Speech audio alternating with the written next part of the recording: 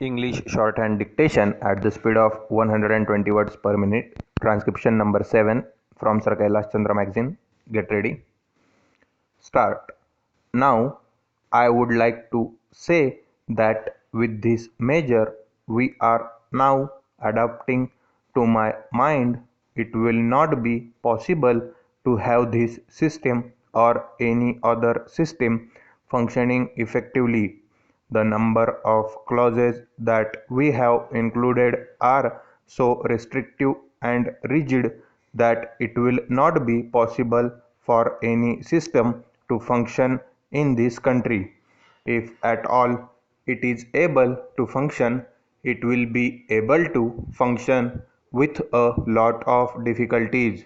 It will be said afterwards that the industrial sector, particularly the private sector, has not been able to deliver the goods.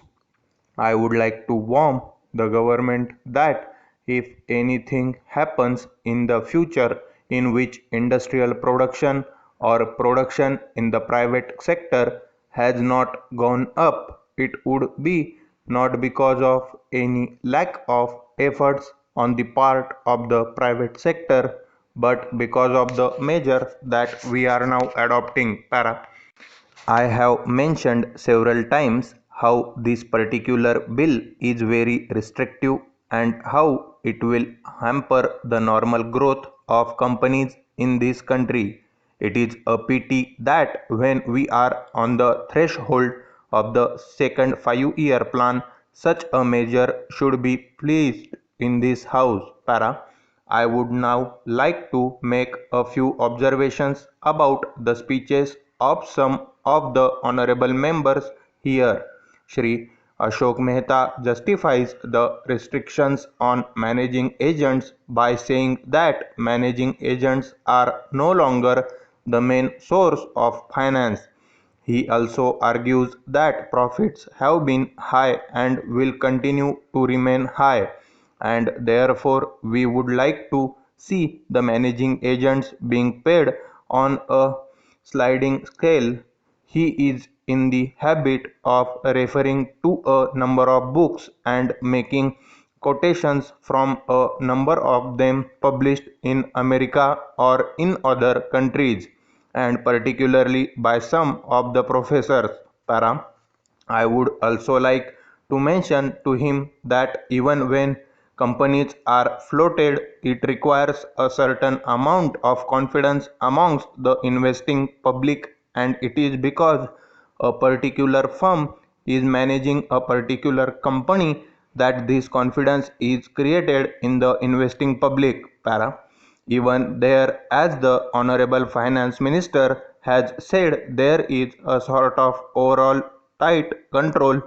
New banks and insurance companies are not floated nowadays. What you have are the few banks which are existing and the few insurance companies that are existing. Para. The other point is that the credit worthiness of the managing agency firm does count to a certain extent in getting credit from the banks and other financial institutions. Yesterday it was mentioned by my honorable friend that the crux of the problem is the question of payment for remuneration to a particular managing agency system. He said that in this bill a definite encouragement has been given to the alternative type of management, namely the managing director or the manager, where an individual has been permitted to take 5%, while in the case of the managing agency it has been permitted to take about 10%. I would like to point out to him that it is not merely the question of remuneration which will decide the alternative type of management. The remuneration is not a very important thing unless and until you allow a certain amount of flexibility for any system to function. It will not be possible to evolve any other system to take the place of the managing agency system. In spite of so many shackles, you may find that those few businesses houses which are carrying on now may have to carry on the present basis. You may not find many new people coming in the field. Para. Several times it has been mentioned in this house why the business community has not prescribed for itself a code of conduct. In this connection, I would like to point out that a degree or diploma is essential for the profession, and in case of violation of the code, sanction should be provided by it to prevent a person from practicing the profession.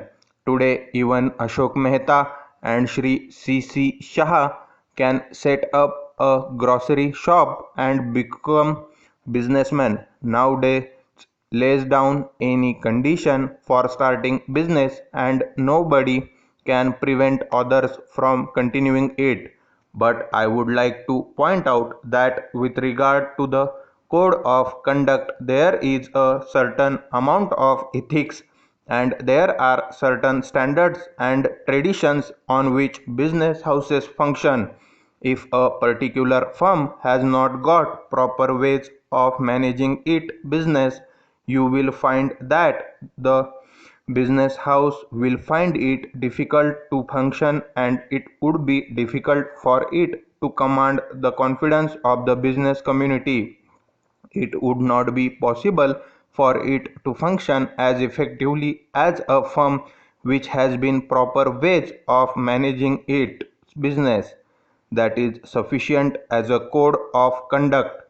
It is not possible to prescribe a certain code of conduct in the manner it has been done for the profession in general. Stop. Thank you.